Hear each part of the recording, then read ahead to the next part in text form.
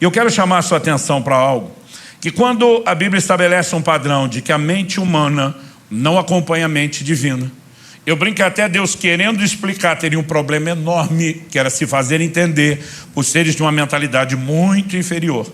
A mesma Bíblia também mostra que Satanás, o arqui-inimigo de Deus, nosso adversário e opositor, ele também tem dificuldade de entender o agir de Deus.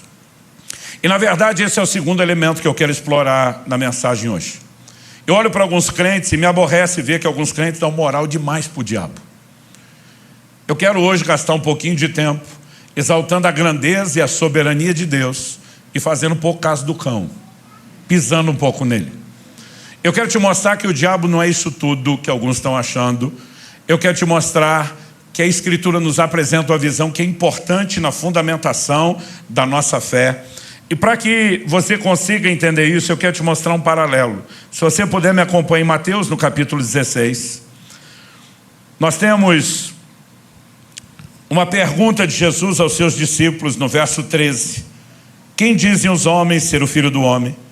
Eles dizem, olha, tem gente dizendo que é João Batista, que o Senhor Elias, Jeremias, outros profetas. Jesus rebate vocês. O que dizem a meu respeito? Pedrão, que falava pensando e pensava falante, o cérebro e a boca conectados, ele já responde bate pronto. Tu és o Cristo, Filho do Deus vivo. E recebe de Jesus o elogio. Porque Jesus diz, bem-aventurado é você, Simão, filho de Jonas. E diz, não foi carne e sangue. Traduzido, não foram homens que te deram essa informação. Foi o Pai que está nos céus que te revelou. O que Jesus está fazendo é dar um joinha para o Pedro e dizer, você sintonizou a frequência com a rádio certa e captou a comunicação correta. Mas não demora muito. E Pedro vai sintonizar em outra estação de rádio. Que, como diria a moçada, nada a ver. Jesus está falando sobre ser necessário, lá no verso 22. Ele começa falando no 21. Ele começa a falar que é necessário que ele sofresse, padecesse, morresse, ao terceiro dia ressuscitasse. E o verso 22 diz que Pedro chamou à parte e começou a repreendê-lo. Você consegue imaginar o Pedro dando bronca em Jesus? Qual é a repreensão de Pedro? Ele diz, mestre, isso de modo nenhum irá te acontecer. Eu fico imaginando a linguagem de hoje, Pedro dizendo, para com isso, Jesus, presta atenção, pensamento positivo. Vai dar tudo certo. Para com esse negócio de morrer. Nesse momento, qual a resposta de Jesus para o Pedro? Jesus voltando-se disse, para trás de mim, Satanás.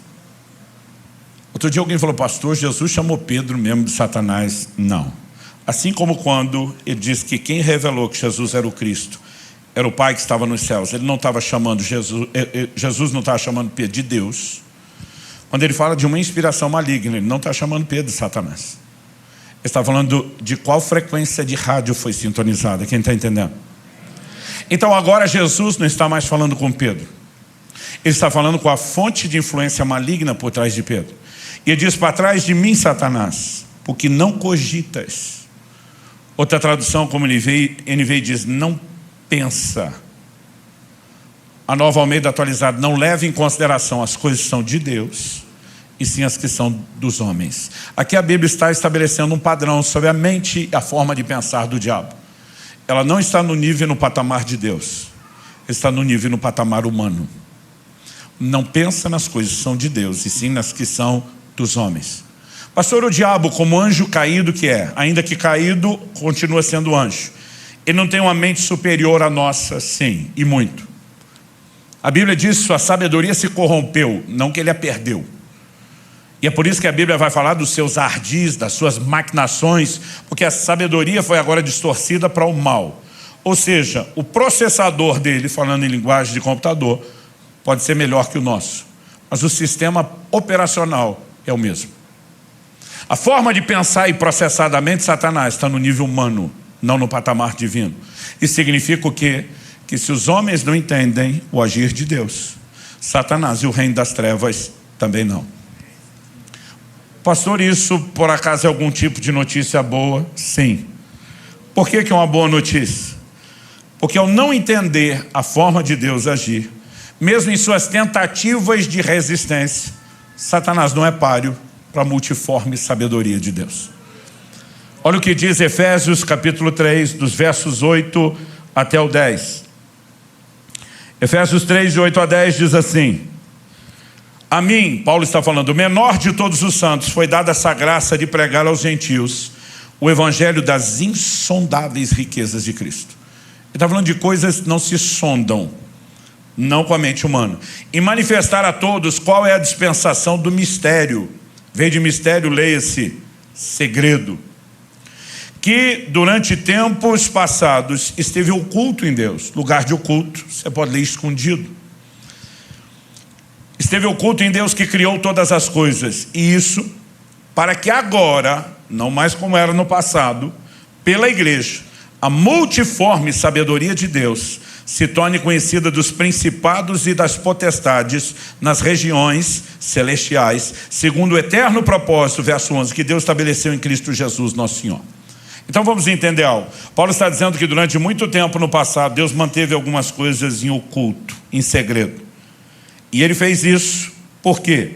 Para que agora, pela igreja, ele manifestasse, revelasse sua multiforme sabedoria.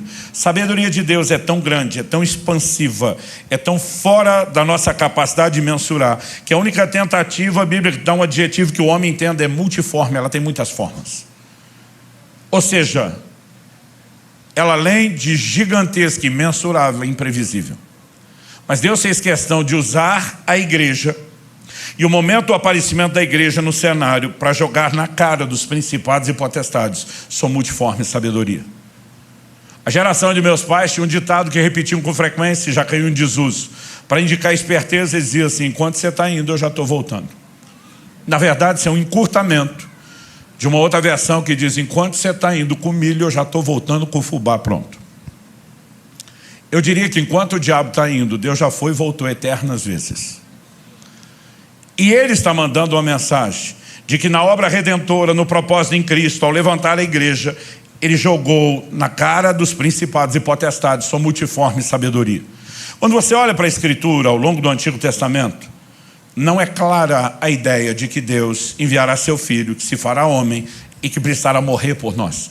Todo o conceito do reino de Deus neles era baseado no Messias que viria como um general de guerra e um conquistador no nível natural. Aliás, qual era o entendimento que eles tinham de reino de Deus? Ao longo das Escrituras, isso vai sendo expandido, e o ápice é a revelação que nós temos no livro de Daniel. Quando Nabucodonosor sonha com uma estátua composta de 4 metais diferentes. Capítulo 2 fala que ele sonha com uma estátua que a cabeça era de ouro, o peito e os braços de prata, o ventre de bronze, mas as pernas de ferro. Então uma pedra era cortada sem auxílio de mãos, o que não fala de intervenção humana, mas divina. Essa pedra vinha atingir a estátua onde? Nos pés. A estátua esmiuçava, virava poeira, era levada pelo vento, não sobrava nada. Mas a pedra que a destruiu, crescia, se tornava uma montanha que enchia toda a terra. Daniel vai interpretar o sonho profético para o rei de Babilônia e diz: você é a cabeça. Babilônia foi o primeiro império de proporções mundiais na história da humanidade. Ninguém antes governou o mundo. Os babilônicos foram os primeiros, os pioneiros nisso.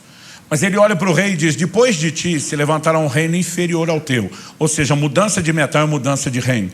E nós sabemos pelo livro de Daniel e a confirmação da história que os medo-persas sucederam os babilônios no governo mundial. Mas depois, por sua vez, também foram sucedidos por um terceiro reinado, já profetizado no livro de Daniel, a Grécia de Alexandre o Grande. Mas a Bíblia estava dizendo que não seria nos dias nem do primeiro, Babilônia, nem do segundo, os medo-persas, nem do terceiro império mundial, mas no dia do quarto, uma pedra viria para derrubar aquilo tudo. Qual é o quarto império?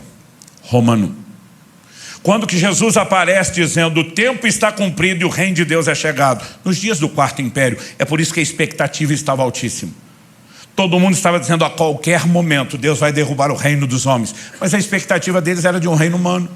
Por isso que mesmo depois da ressurreição, Atos 1,6, os discípulos estão perguntando: é nesse tempo que restauras o reino a Israel? O que é que eles esperavam andando com Cristo? Nós vamos dominar o mundo. A Bíblia diz que Tiago e João, com a ajuda de mamãe, vão interceder para Jesus, dizendo: Senhor, quando te assentares no trono da tua glória, permita que a gente se sente um à sua esquerda, outro à sua direita. O que os dois estavam pedindo? Deixa a gente ser ministro da fazenda e do planejamento. deixa a faca e o queijo na mão da família. E a Bíblia diz que os 10 se revoltaram com isso. Por que revoltaram? Porque também queria os lugares à direita e à esquerda de honra.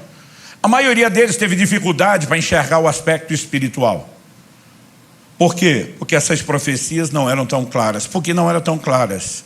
Deus fez questão de manter oculto, não apenas dos homens, mas do reino das trevas.